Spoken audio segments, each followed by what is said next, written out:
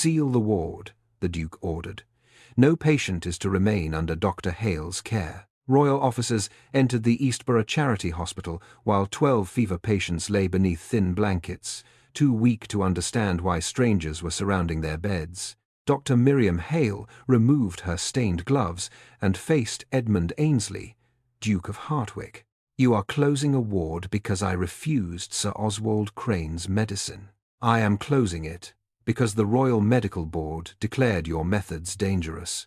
Then the board may explain why 3 patients developed heart failure only after its medicine arrived. Edmund's expression remained controlled.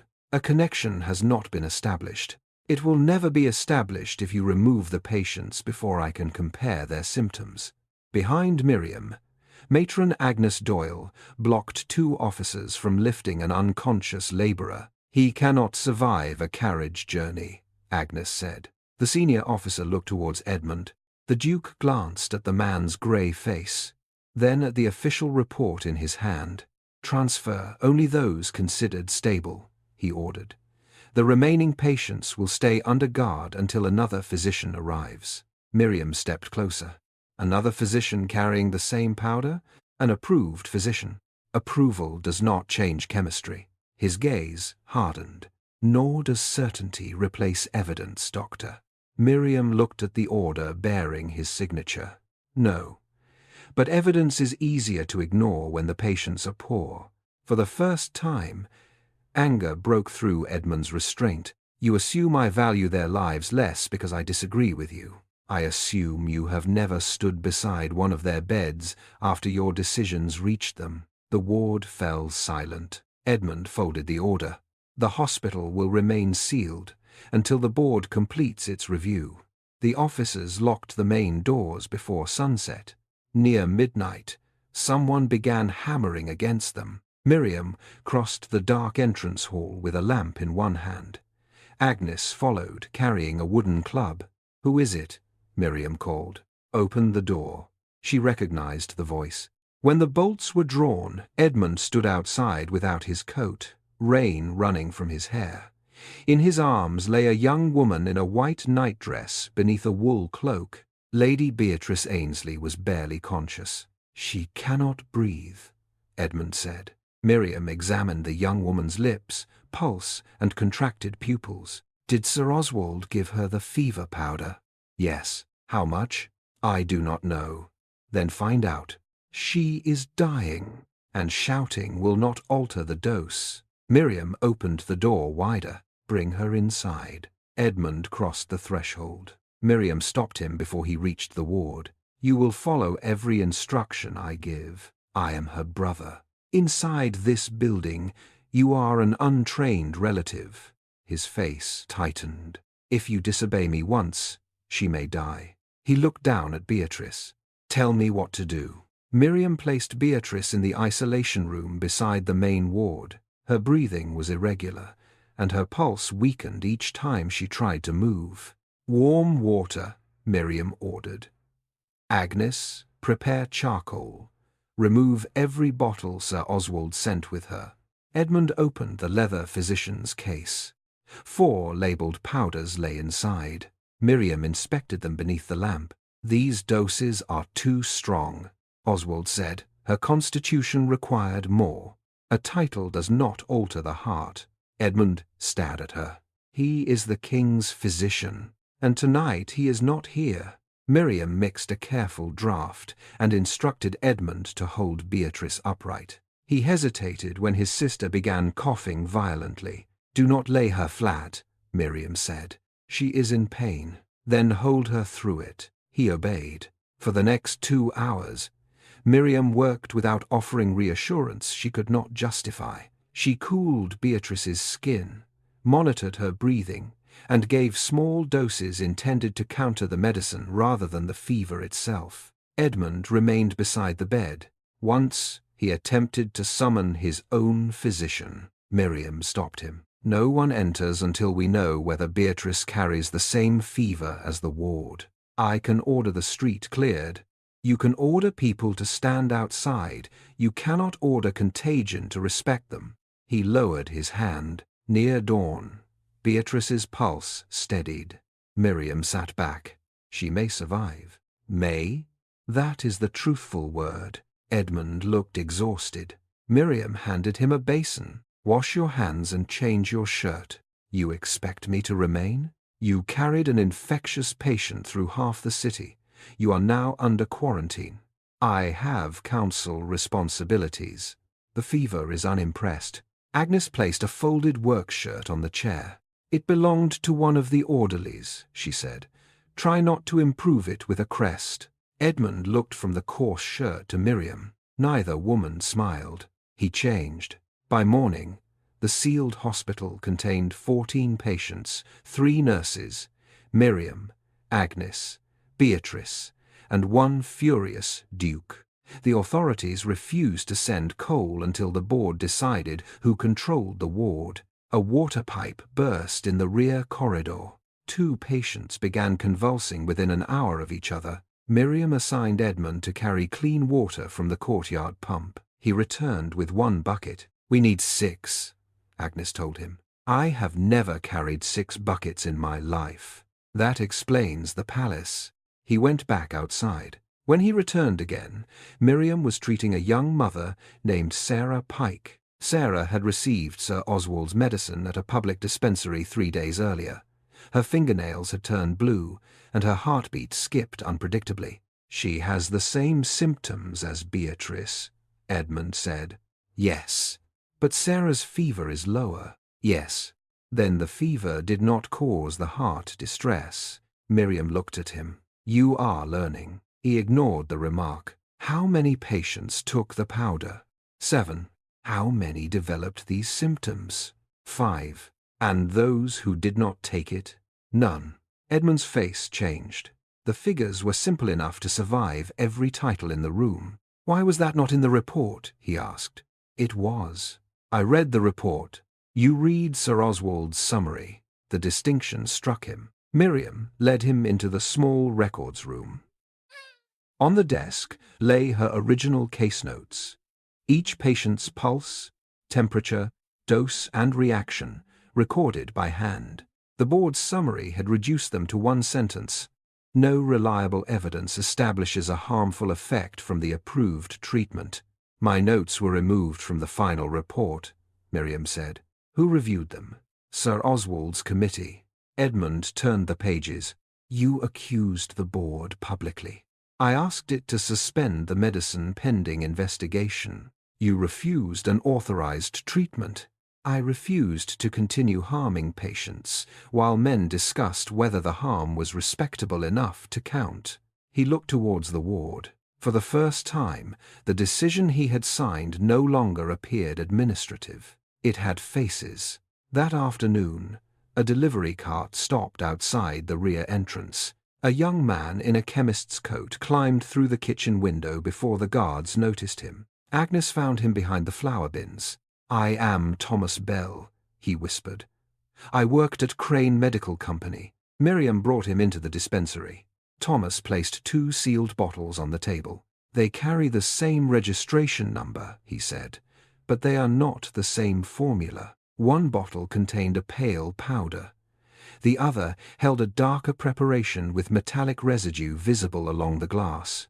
Edmund examined the labels. One was delivered to the palace. The lighter one, Thomas said.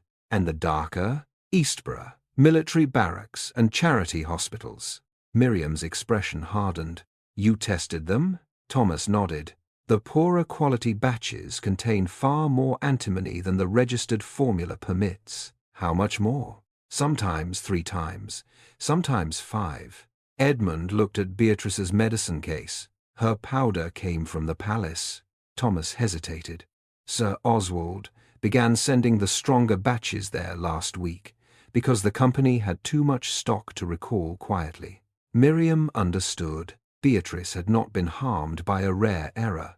She had been harmed because Oswald believed his reputation could survive 1 more dose. Where are the test records? She asked. Thomas looked towards the locked doors. At the factory. Then bring them. I cannot. Edmund stepped closer. People are dying. If I hand them over, I will be prosecuted with the company. Did you falsify them? Miriam asked. No. Did you know the medicine remained in circulation? Yes. Then you have already chosen risk. You simply chose who would carry it. Thomas looked towards the ward. A child began coughing behind the partition. I have a mother and 2 younger sisters, he said. So do some of the patients, Miriam replied. She did not promise protection she could not give. Stay until evening. Watch what the medicine does. Then decide whether your career is worth more than their next breath. By nightfall, the coal store was nearly empty. Edmund carried beds away from the coldest wall and helped Agnes seal the broken windows with spare curtains. No officers, servants, or counselors were watching him. He worked anyway, Miriam noticed. Later, she found him sitting beside Sarah Pike while the woman slept. You know her name, Miriam said. She told me. Most officials would call her Bed 7. I am beginning to understand why your reports include occupations and family details. Disease enters bodies, consequences enter households. He looked towards Beatrice's room. I signed the closure order because Oswald told me you were reckless.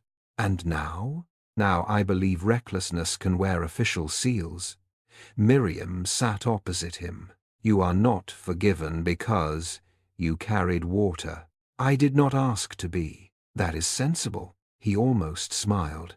Before either could continue, Beatrice cried out. They reached her room together. She was awake, weak, and frightened. Edmund? He took her hand. I am here. Beatrice looked towards Miriam. The powder. What about it? Miriam asked. Sir Oswald made me take another dose after I became sick. Did you refuse? I tried. Her breathing quickened. He said a noble patient could withstand more. Then he told the nurse no one must know I was worse. Edmund's hand tightened around hers. Why? Beatrice closed her eyes.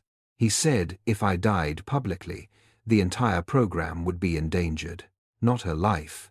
The program. Edmund stood. I will have him arrested. Miriam blocked the doorway. On what charge? He poisoned my sister. Then prove it. I am the head of the medical board. You were. His expression sharpened. What does that mean? It means the man who signed my closure cannot now turn this into a private quarrel because the same medicine reached his family. The words landed heavily. If you use rank to silence Oswald, Miriam continued, he will claim political revenge. The evidence must be examined publicly. Outside, boots struck the pavement. Agnes hurried into the room. Police, medical board officers, reporters. Thomas went pale. They found me. A voice sounded beyond the locked entrance. By authority of Sir Oswald Crane, open the hospital. Lady Beatrice Ainsley is being held without lawful medical supervision. Edmund moved towards the door. I can order them away. Miriam caught his arm. No, they will remove the patients. Then we give them a reason not to. She took the 3 sealed medicine samples from the dispensary shelf. Public testing, here. Before the board, the police and every reporter Oswald brought to destroy me. Thomas stared at her. He will control the examiners. Not if you provide the original factory records. Fear returned to his face. Miriam held his gaze. Choose now. The officers struck the door again. Behind them, Sir Oswald's voice carried through the entrance hall. Open this ward, or we will enter by force. Thomas looked towards Beatrice, then towards the patients breathing beneath thin blankets. At last, he reached inside his coat and removed a small brass key. The testing ledgers are locked in the factory laboratory, he said. There is a second entrance beneath the loading yard. Edmund took the key. Miriam shook her head. You are quarantined. Then who goes? Thomas swallowed. I do. Outside, the police began counting down before breaking the doors. Miriam arranged the medicine bottles on the reception desk. Agnes, bring every case note. Edmund, wake your sister only if she can speak safely. And you? Miriam removed her stained apron and put on a clean one. I am going to make Sir Oswald explain his medicine in front of the patients it nearly killed. The police struck the hospital doors a third time. Open by authority of the Royal Medical Board. Miriam unbolted them herself. Sir Oswald Crane entered first, dressed in an immaculate black coat. 2 board physicians, 4 officers, and several reporters crowded behind him. His gaze moved from Miriam to the sealed medicine bottles on the reception desk. You have detained Lady Beatrice and continued treating patients after your ward was closed. I continued keeping them alive. You refused an approved remedy. I refused a contaminated one. Oswald gave a restrained smile. A serious accusation from a physician already under investigation. Miriam lifted the first bottle. This sample came from Eastborough. She lifted the second. This one was delivered to the palace. Then the third. This is the formula registered with your company and approved by the board. She placed them side by side. All 3 carry the same registration number. They do not contain the same concentration. One of the board physicians stepped closer. That cannot be established without laboratory analysis. Then analyze them here. Oswald's expression changed slightly. This hospital is not equipped for a formal examination. The dispensary has scales, reagents, and sealed glassware. You brought physicians and reporters. What else is required? Competent supervision. Miriam met his gaze. Then supervise it. The challenge left him with no safe refusal. If he declined, every reporter would print that the celebrated physician feared his own medicine. Oswald removed his gloves. Very well. The hospital dispensary became a temporary laboratory. Each bottle was opened before witnesses. The physicians recorded weight, color, and chemical reaction. The registered sample produced the expected result. The Eastborough powder contained nearly 5 times the permitted antimony. The Palace bottle contained more than 3 times the legal amount. A board physician repeated the test. The result did not change. Oswald remained composed. Contamination may have occurred during storage. Both bottles were sealed at your factory, Miriam said. Labels can be copied. Agnes placed the delivery register on the table. The numbers match the company invoices. Oswald turned towards Edmund. Your Grace, your sister is weak and distressed. This woman is using her illness to manufacture a public attack. Edmund stood beside Beatrice's room wearing the plain orderly's shirt. No, he said. Dr. Hale is examining evidence I should have examined before signing her closure order. The reporters began writing faster.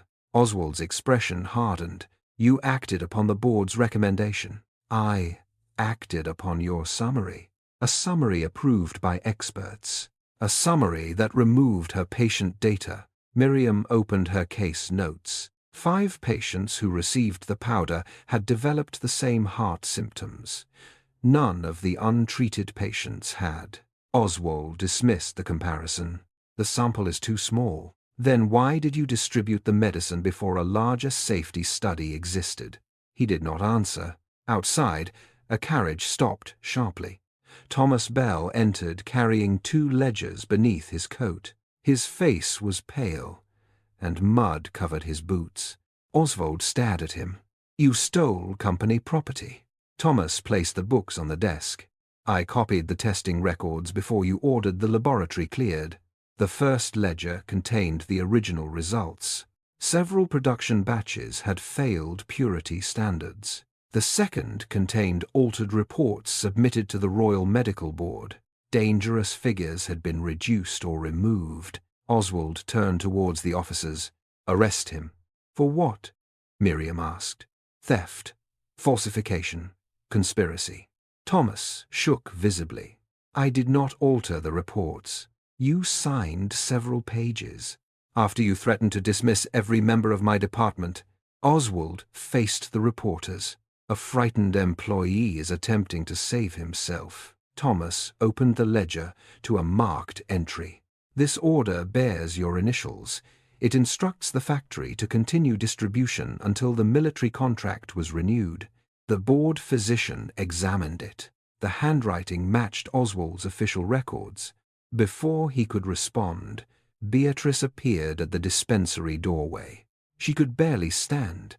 Edmund supported her, but she insisted on speaking herself. "Sir Oswald gave me a second dose after I began vomiting." He stepped towards her. "You were feverish, Lady Beatrice. Your memory is unreliable. You told the nurse that my condition must remain private because my death would damage the program." The room fell silent. Oswald's authority had depended upon poorer patients remaining invisible. Beatrice's title made invisibility impossible. Miriam disliked that truth. She used it anyway. "Did you know the stronger batches had reached the palace?" she asked. Oswald looked from the ledgers to the waiting reporters. "My company supplied medicine during an emergency. Production errors occur." "Errors are recalled," Miriam replied. "These were concealed. I acted to prevent panic." "You acted to protect contracts." His composure finally broke. "Do you understand what withdrawal would have caused? Military hospitals depended upon that medicine. Public confidence would have collapsed. Confidence should collapse when the medicine is dangerous. You speak as though institutions can be rebuilt overnight. No, I speak as though dead patients cannot be rebuilt at all." The Royal Medical Board suspended Oswald before noon. A formal investigation began that same day. The police sealed his factory laboratory, warehouses and private office. Reporters who had arrived to describe Miriam as reckless left carrying evidence of falsified tests. Yet the hospital remained under closure order. One board official approached Edmund. "Your Grace, the ward cannot reopen without a new authorization." Edmund looked towards Miriam. Patients were still lying beneath patched blankets. The coal store was empty. The pipe remained broken. He could have signed an emergency order. Instead, he removed the badge, identifying him as chairman of the board, and placed it on the desk. "I no longer have the authority." The official stared at him. "You are resigning?" "Yes." "In the middle of the investigation?" "Especially now." Edmund faced the assembled physicians and reporters. "I signed the order closing this ward. I relied upon rank, reputation, and incomplete reports instead of examining the evidence presented by Dr. Hale." Miriam watched him without interrupting. "My decision endangered patients and nearly cost my sister her life," he continued.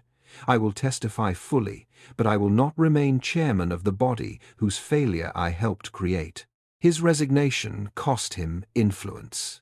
That was why it mattered. The board appointed an interim panel with no financial connection to Oswald's company. Miriam's ward reopened before evening. Not because a duke overruled the law, because the evidence had forced the law to change. During the following weeks, the scale of the scandal became clear. Dangerous medicine had been distributed to military hospitals, charitable wards, and workhouses across the country. Oswald's company had concealed complaints from physicians and paid inspectors to approve altered reports.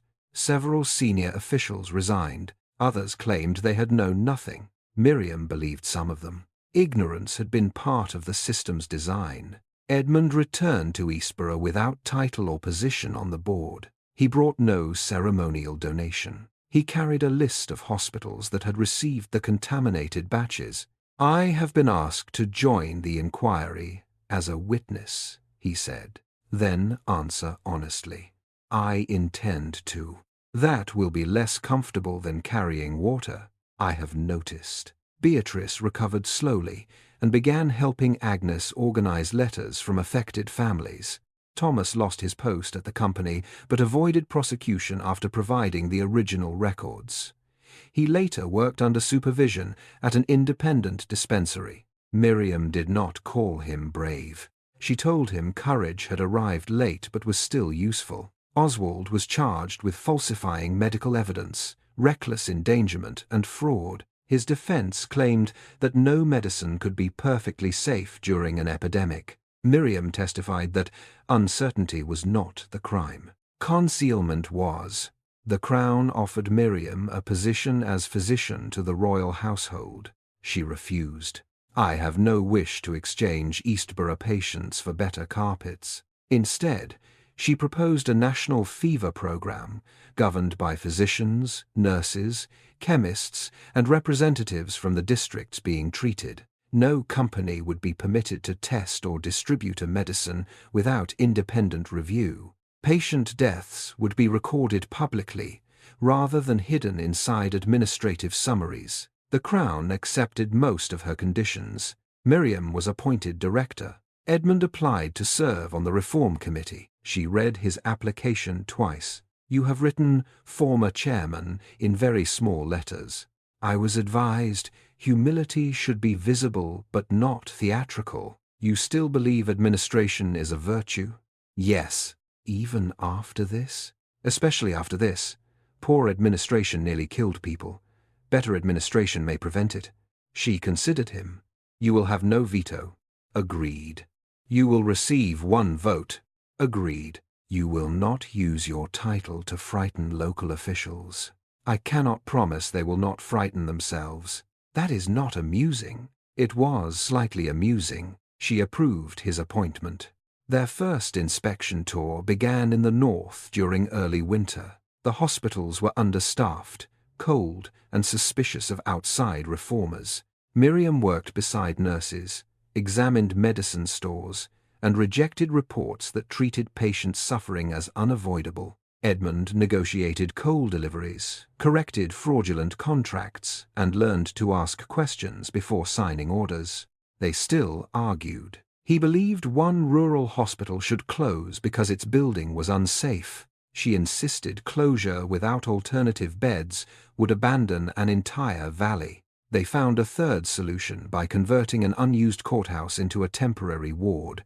Neither admitted the other had helped. One evening, after they had spent 14 hours inspecting fever rooms, Edmund found Miriam beside the hospital steps. Snow had begun to fall. You once told me to survive a winter of hospital inspections before asking you again. I remember. We are only halfway through the winter. Then your timing remains poor. He looked towards the dark road. I do not want you to leave this work. That is fortunate. I do not want your program, authority, or decisions placed beneath mine. Better. I want to continue arguing with you in every hospital willing to tolerate us. That is not a romantic proposal. I prepared one. It sounded dishonest. Miriam studied him. He had first entered her ward believing authority made him responsible. He had learned that responsibility also required surrendering authority when it was undeserved. Complete the winter, she said. And then? Ask me again. A bell rang inside the hospital. Another patient had arrived. Miriam opened the door. Edmund followed. Their future remained undecided. The work did not, and for both of them, that was the most honest place to begin. Thank you for joining this original British period romance. Subscribe for another story where love is proven through courage, accountability, and action.